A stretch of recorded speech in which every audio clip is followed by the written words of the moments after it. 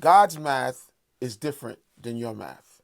We all have to understand this, and we get an idea of how God can increase and do multiplication his way once we understand how it's presented in the Bible and what he does. You see, in school, you learned addition, you learned multiplication, but God's multiplication is different.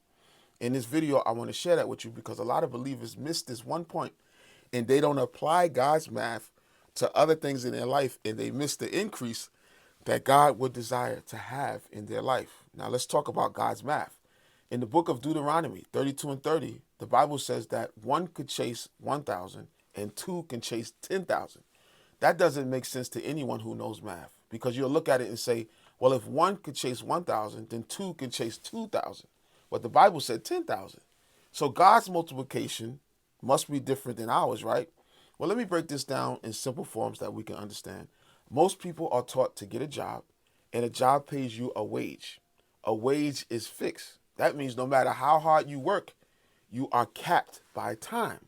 That's not multiplication, that's addition. You work an hour, you get paid for an hour. You stop working, no more money for you, right? That's how our worldly system works. Now look at how God works. Just got to pay attention to this. This is a very popular story. You probably heard it before.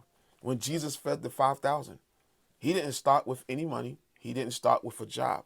He asked a simple question. What do you have in your hand?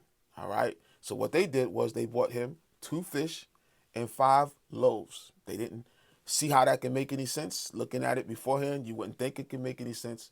There was nothing there that would show that this would be enough, particularly on paper.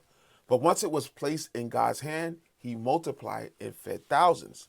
That's a pattern.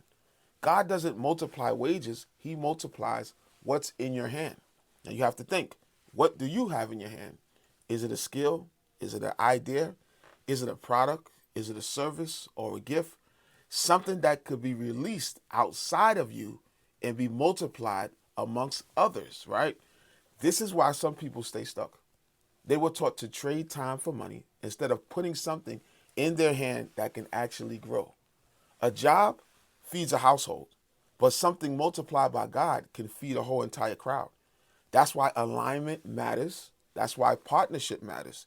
That's why purpose matters. Because once you know all of those things and you apply that, that's when God gets involved with the small things to produce big results. So here's the real question. What do you have in your hand?